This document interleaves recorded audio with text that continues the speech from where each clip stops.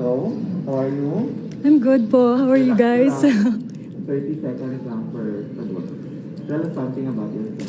Hi, good morning everyone. I'm Chi Crizald. You might be wondering why I'm named Kimchi.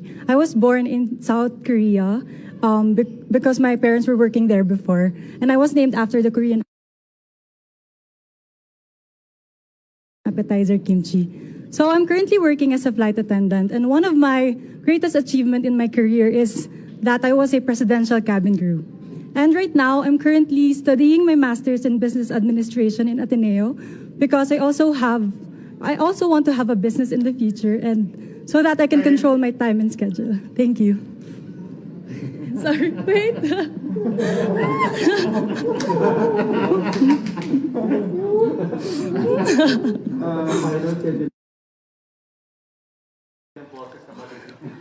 Oh my gosh. What is one beautiful word in your local language, and what does it mean? Guapa. That means beautiful. I think every Ilonggo people are beautiful in our own ways. Whatever we have, whatever color of our skin, whatever how our physical features are, we are all beautiful in our own ways. As long as we accept and acknowledge our fears and our flaws and insecurities, then we are beautiful. Thank you. Thank you. What is that one learning experience that you had as a child that made you understand?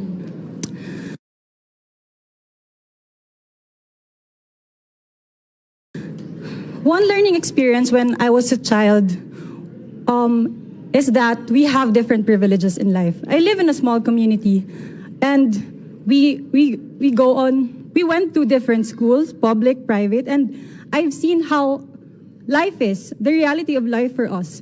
And with that, that is an aspect that I can bring to Miss Universe Philippines, for us to be able to appreciate more in life, for us to be able to give more and understand more. Thank you. What about in this pandemic? What do you think is the most important lesson that you learned? The most important thing that I've learned during this pandemic is to not take things for granted. We all know that we have different privileges, and that's something that we have to acknowledge. Not every one of us has the same privilege. And because of that, I was able to use my platform to raise funds, create donation drives for those underprivileged. And that's something that I would want to empower people, for us to appreciate our life better. Thank you. If you win the crown, how will you help your community in the future? If I win the crown, I can help through my advocacy, because my advocacy is about public health and sanitation. My advocacy is about creating more environmental laws, because in Iloilo, we have community cleanup drive every Saturday of the month. And Iloilo Province is aiming for clean identity province. And that's something that I would want to bring to Miss Universe Philippines, for us to be able to have a clean identity country, for every province to have that achievement also. Thank you. Why are you laughing? Hinihingal pala ako. I'm sorry.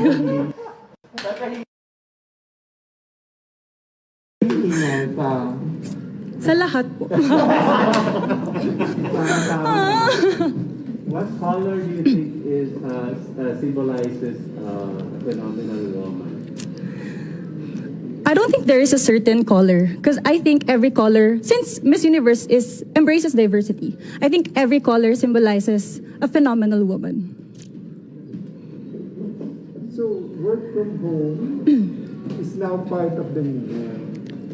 So what do you think are the skills needed to this so-called workplace of the future? I never experienced work from home because I'm a flight attendant. So, but tourism industry is one of the most affected industry, right? So we get to have one flight in a month, and that's really sad because I really miss flying. And right now, what we can do is to pray that this will all be over. us to be able to live the normal life again. If there is one spot in Iloilo Province, whether it's man-made or natural, that you would like to promote to the world, what would it be? There are lots of globally competitive islands and beaches in Iloilo Province that are underrated, and that's something that I would want to bring to Miss Universe Philippines for us to be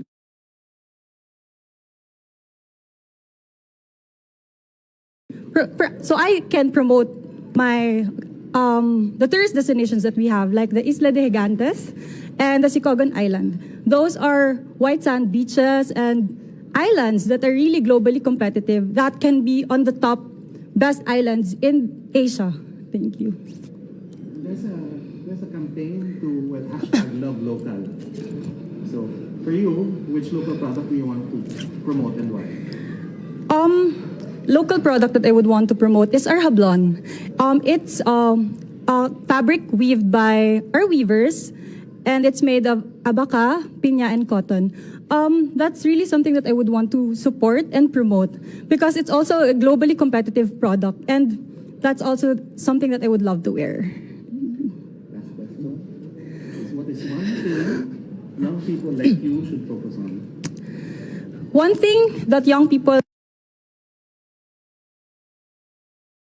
like me should focus on is our authenticity. If we are able to acknowledge and accept our vulnerabilities, our fears, that we have our insecurities, then we can empower ourselves and use it to empower other people. That we can, if we use our authenticity, we can be beautiful in our own ways. We can be phenomenally beautiful in our own ways. Thank you. Oh my gosh, I'm nervous. Thank you for having me.